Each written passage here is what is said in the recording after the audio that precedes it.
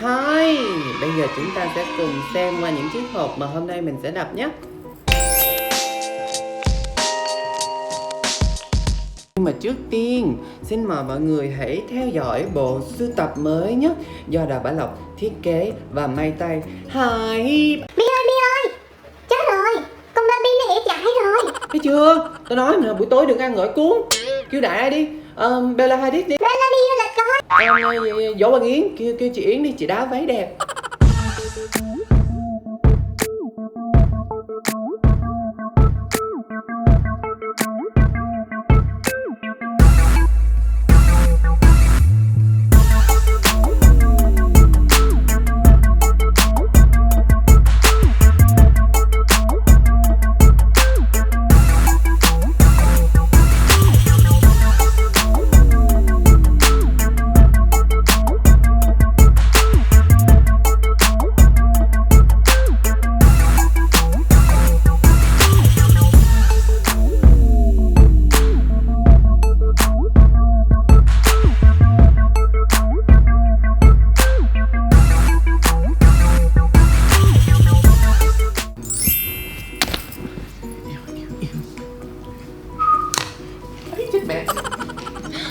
Welcome to my bedroom. So cozy right? So ấm cúng right mấy má. Và bây giờ chúng ta sẽ đập hộp từng đứa một nha. Trong tháng vừa rồi á thì Lộc đã lỡ mua hết 8 triệu mấy gần 9 triệu tiền búp bê. Đó là chưa tính những cái em ở đằng sau đây. Nhưng đừng vội đánh giá Lộc, cái gì cũng có lý do hết á. Thật ra là những em này nè mọi người, các em nhỏ tuổi nhất á, là được sản xuất vào năm 2003, 2004. Là tính tới nay là nó đã bao nhiêu tuổi ta? 16 hả? Hay 13? 2019 trừ 2004 15 tuổi. Trời, hồi đó Lộc đi học á, Lộc giỏi toán lắm, làm như trang điểm nhiều quá, cái phấn nó ngấm với cái não mình hay gì á. Nhưng mà mọi người ơi, bởi vì đây là các em sản xuất từ năm 2004 nè, và gắn với rất là nhiều kỷ niệm của Lộc mà hồi nhỏ Lộc không có tiền mua, cho nên bây giờ lớn rồi Lộc mua lại cho bằng hết. Lộc sẽ chia sẻ những kỷ niệm mà Lộc có, ok, khi Lộc unboxing từng em. Hồi đó đó là ba má tới cái tập nhớ là những cái em này là bắt đầu tới năm lớp 7 là Lộc mua được một đứa, là đứa mà hồi nãy mặc quần áo mà trình diễn thời trang cho mọi người coi hồi nãy á, cái em mà First Face á, là Lộc mua với giá 250.000. Lộc cũng đã từng đạp xe đạp từ quận 2 qua phà Thủ Thiêm, hồi đó là còn phà Thủ Thiêm, để qua Thương Xã Tắc mua búp bê, nhưng đó là một em khác. Còn cái em bé hồi nãy là Lộc để dành được 250.000 nha. Lộc qua nhà cái cô Lộc và dắt Lộc đi chơi, mà Lộc mua búp bê mà hồi đó ba mẹ thì cho chơi rồi mà đâu dám nói cô đâu, ở nhà nội còn nói là con mua tặng nhỏ bạn. Cái cô Lộc thấy thương quá cái mua cho Lộc luôn, còn nói là trời ơi tặng bạn tới 250.000, yêu nó đi. Ghê chết. Nhưng mà thật ra là bạn bè ở trong lớp chơi búp bê chung với nhau mọi người. Em bé đó là Lộc còn mua được, tại vì năm đó là Lộc đã ba mẹ đã dễ chịu hơn rồi, nhưng những em này thì phát hành sớm hơn 1 năm và Lộc hoàn toàn không mua được luôn. Như là cái em này nè, hồi đó là Lộc nhớ Lộc thấy nó ở một cái siêu thị ở khu Thảo Điền, hồi đó Lộc học ở trường An Phú á, không có tiền mua, mọi người cứ đi vô đó coi rồi đi ra đi vô. Trong lòng Lộc có vài cái suy nghĩ là Lộc muốn cắt giật cái đôi dép Lào của nó ăn cắp đem về, nhưng mà tại vì con nít đó muốn quá thì, nhưng mà Lộc không có làm như vậy mọi người, nên bây giờ là Lộc đã có em đó trong tay rồi.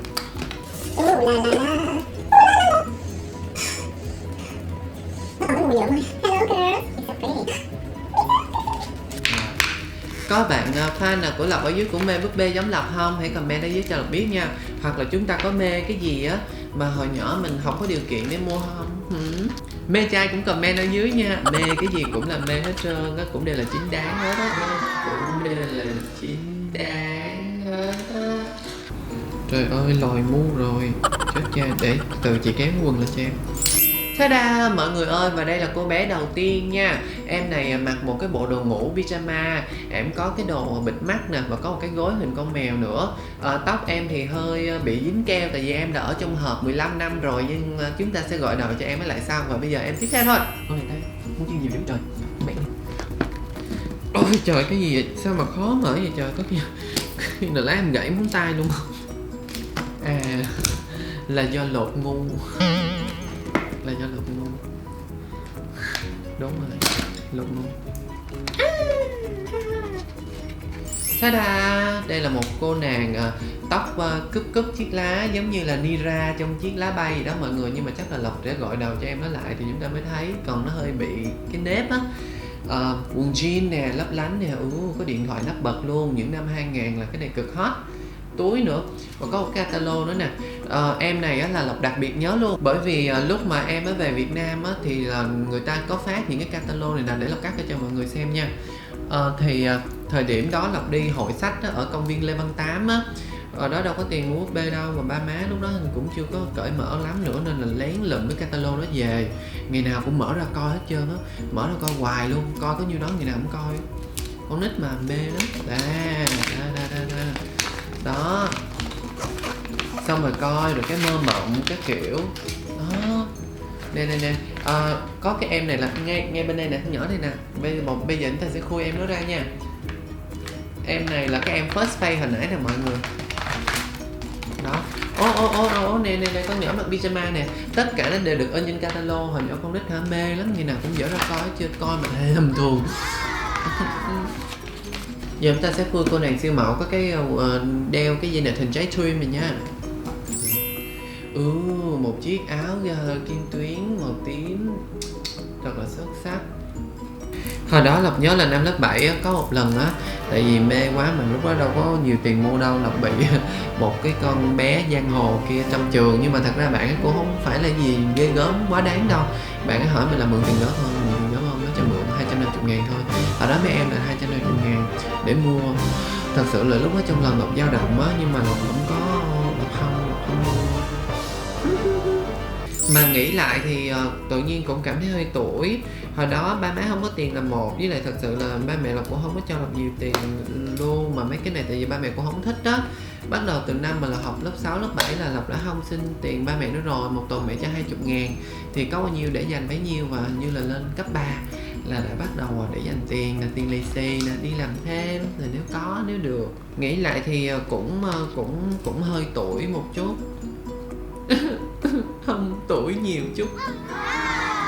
Nên là thật ra là Lộc đi làm sớm lắm. Nhìn người ta có tưởng sướng lắm rồi với Lộc là chắc là công chúa. Nhưng mà thiệt ra thì công chúa thiệt. Tại đẹp á, tán khen cho nó. Thì tại vì trong chuyện đó công chúa đẹp mà. Nhà nghèo chứ đẹp người ta cũng kêu mình công chúa à. Công chúa lọ lên, cô Tắm. Mà hình như mấy mẹ đó nhà nghèo không à. Bạch Tuyết nữa. Rồi công chúa ngủ trong rừng nữa nè.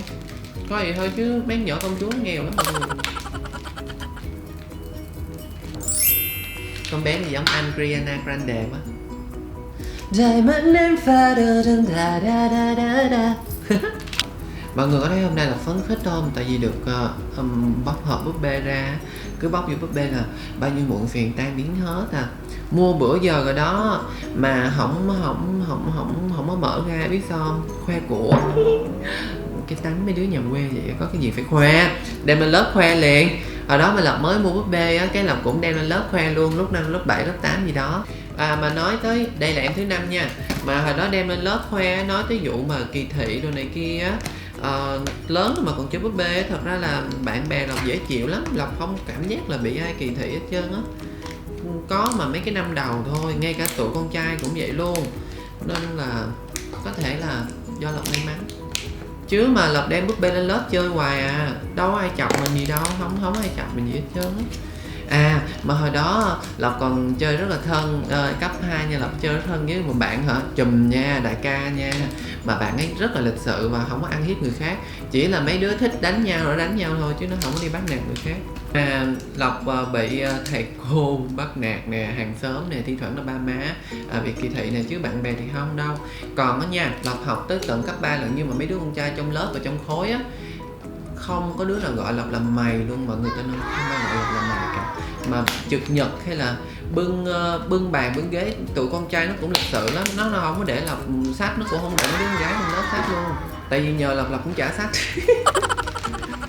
Nó giỡn thôi, hồi đi học Lộc siêng năng lắm á. Đây là em thứ 5 nha mọi người. Chiếc áo jacket thun, trời mọi người ơi quá chi tiết luôn.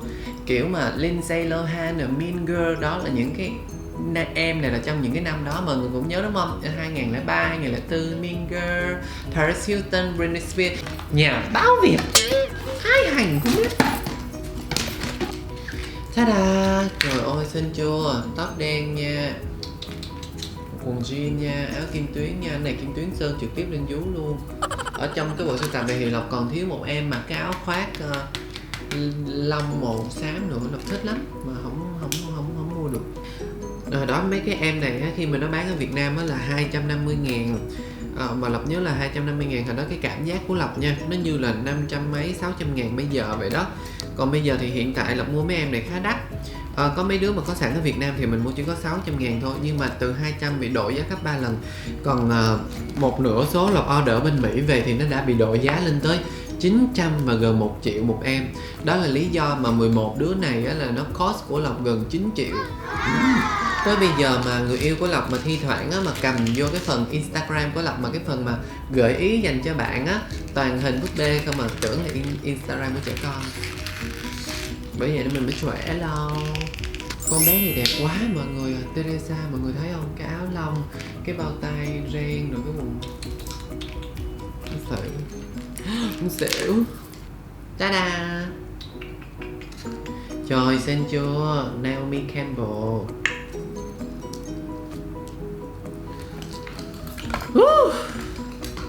Còn một đứa thôi mọi người. Còn 2 đứa. Mọi người ơi, nếu mà những cái dịp sinh nhật á, mọi người không biết tặng Lộc cái gì á, mọi người nên tặng Lộc búp bê. Mà không phải búp bê nào cũng được nha.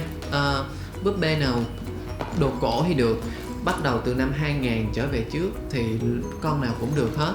Nhưng mà còn búp bê mà mới phát hành gần đây mà có thể mua ở siêu thị Việt Nam thì Lộc không thích lắm, tại vì nó không có kỷ niệm gì với Lộc cả.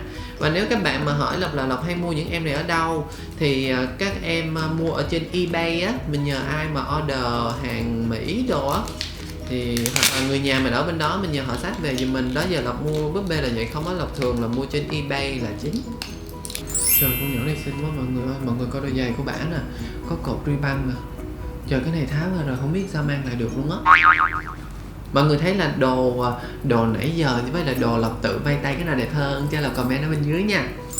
And finally, cô này là nằm trong một trong những cô đắt nhất trong số những cô này, bởi vì nó là collection đặc biệt. Nó mặc một cái đầm, những cái cô này là mặc đồ street style, đồ bình thường, còn này là đầm dạ hội. Con bé này nó còn có cái lông mi nữa. Tuy nhiên là ở cái năm mà chúng ta đang ở thì cái bộ đầm này nó đã trở nên rất là sến rồi mọi người à. Nhưng thôi cứ gỡ ra nha. I'm a Barbie girl in a Barbie world, like a plastic, it's fantastic. Cái bài đó nghĩa nó rất là đen tối luôn á. Vậy là you can brush my hair. Lộn. You can touch my hair, undress me everywhere. Có nghĩa là anh có thể đụng vào tóc của em, anh có thể thay đồ của em những mọi lúc mọi nơi. Không, con nhỏ này đẹp thiệt. Mọi người thấy không?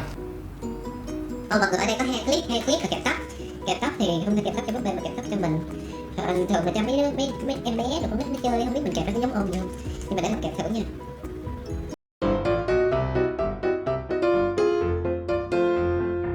Đẹp không? Trời, nhưng cũng thêm cái nữa nha. Cũng được mà. Oh baby, how was I supposed to know? Đó đúng không?